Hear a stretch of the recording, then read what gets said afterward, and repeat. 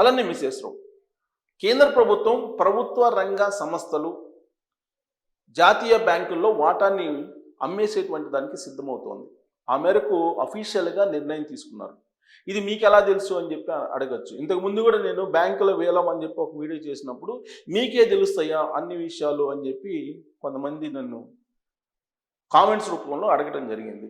కొంతమంది ఫోన్లు కూడా చేశారు. కానీ ఇది వాస్తవము అనేది మీరు రిఫర్ చేసుకోవచ్చు. కేంద్ర ఆర్థిక శాఖ మంత్రి, ఆర్బీఐ, నీతి ఆయోగ్ ఈ రిపోర్ట్స్ని మీరు చూడండి. చూస్తే బ్యాంకుల్ని ప్రైవేటైజేషన్ చేస్తున్నారా లేదా, ఆ ప్రక్రియకు శ్రీకారం చుట్టారా లేదా అనేది మీకు స్పష్టంగా అర్థమవుతుంది. నాకున్నటువంటి ఇన్ఫర్మేషను నేను రిఫర్ చేసిన దాని ప్రకారం ఐడిబిఐ బ్యాంకు, ఈ బ్యాంకులో దాదాపు 60% ప్రభుత్వ అంటే కేంద్ర ప్రభుత్వం ఉంది, అలాగే ఎల్ఐసి మొత్తం వాటా 60%ని ప్రైవేట్కి విక్రయిస్తుంది.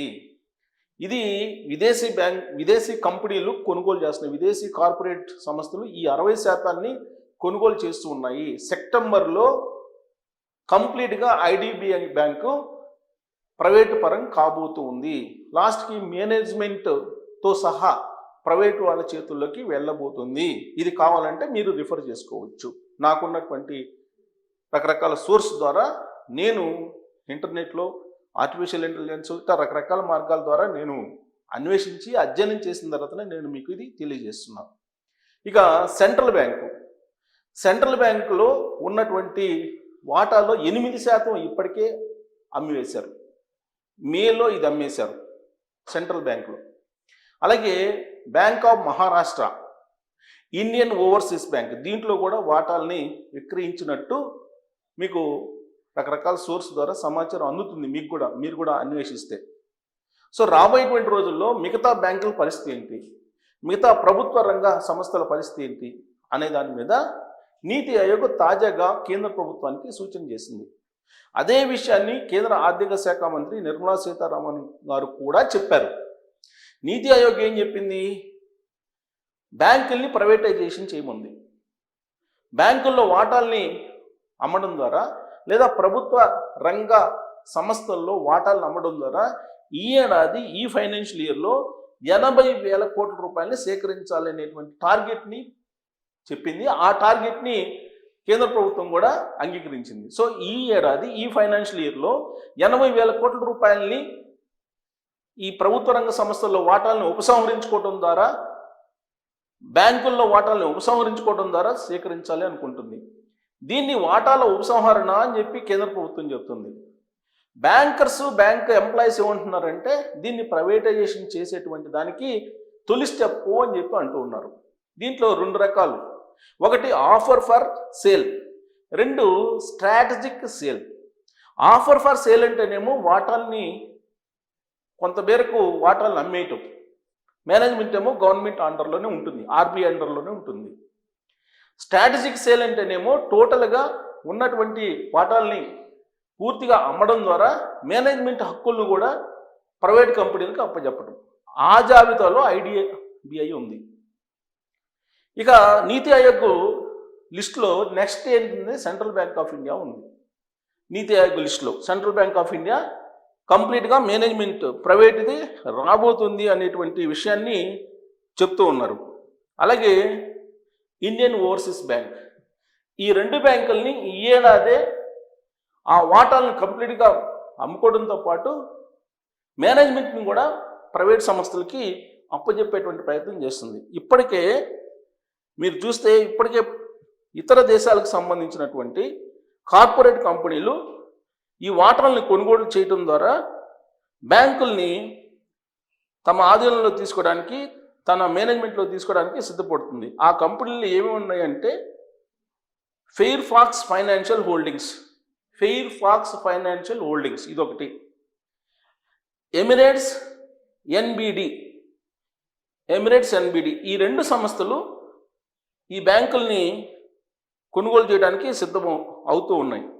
ఆల్రెడీ ఐడిబిఐకి సంబంధించినటువంటి 60% ఉన్నటువంటి వాటాని కరెక్ట్గా చెప్పాలంటే ఎంత వాటా ఉంది ఇది ఐడిబిఐకి సంబంధించి 62.7% ఉన్నటువంటి వాటాల్ని ఎల్ఐసి కేంద్ర ప్రభుత్వం అమ్మేస్తుంది. సో కాబట్టి ఇతర దేశాలకు సంబంధించినటువంటి కార్పొరేట్ కంపెనీలు వచ్చి కొనుగోలు చేస్తున్నాయి.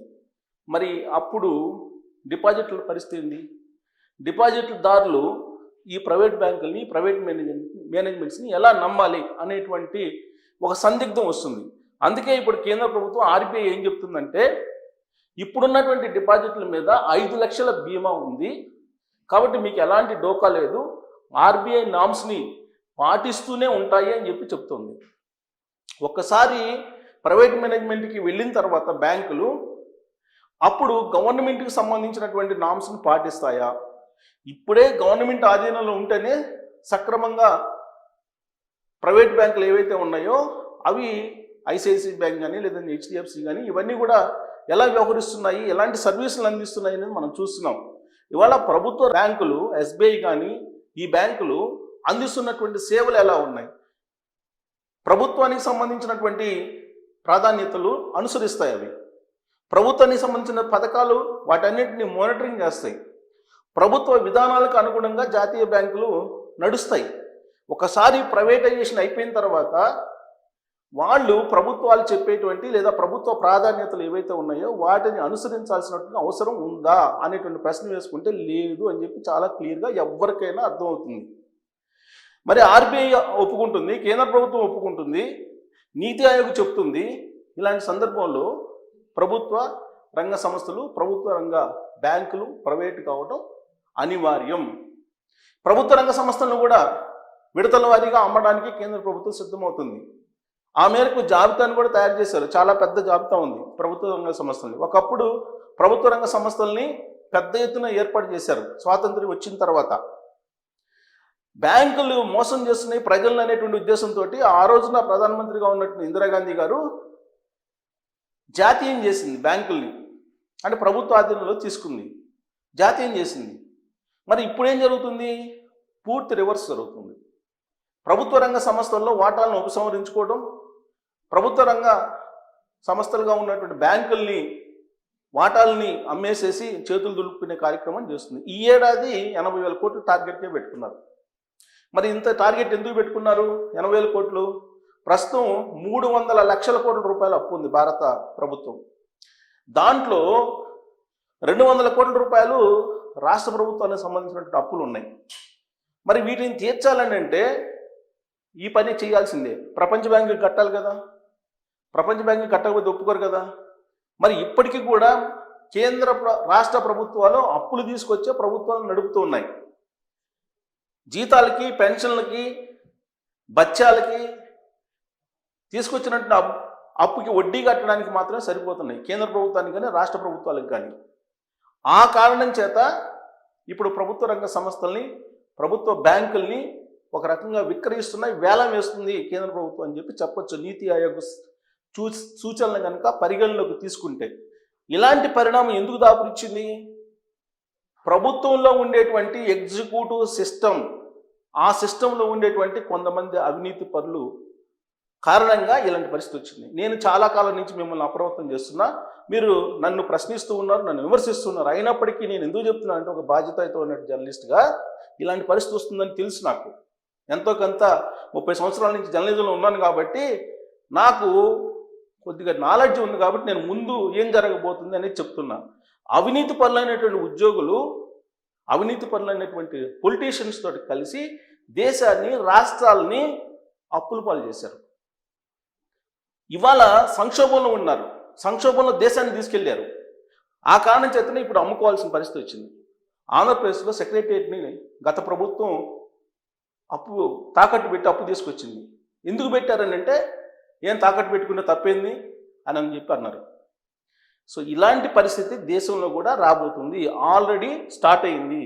దీనికి కారణం కర్త, కర్మ, క్రియ అవినీతి పరులైనటువంటి కొంతమంది ఉద్యోగులు, ఎగ్జిక్యూటివ్ సిస్టంలో ఉండేటువంటి కొంతమంది ఉద్యోగులు, దగాకోర్లు. వీళ్ళ కారణంగా దేశాలు, రాష్ట్రాలు సంక్షోభంలో కూలిపోతున్నాయి. రాబోయే రోజుల్లో సివిల్ వార్ వచ్చినా ఆశ్చర్యపోసలేదని నేను చెప్పడం కాదు, ఆర్థికవేత్తలు చెప్తున్నారు. సో ఇప్పటికైనా ప్రభుత్వ ఉద్యోగులు, అవినీతి పరులు ఎవరైతే ఉన్నారో వాళ్ళు మనసు మార్చుకొని ఈ దేశాన్ని, ఈ రాష్ట్రాలని సక్రమ మార్గంలో పెట్టాలనేటువంటి ఆలోచన చేయకపోతే మీ వరకు కూడా వస్తుంది.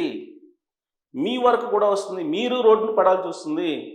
మీరు కరువు కూరల్లో చిక్కుకోవాల్సి వస్తుంది. సంక్షోభంలో మీరు కూడా ఖచ్చితంగా బాధపడాల్సి వస్తుంది.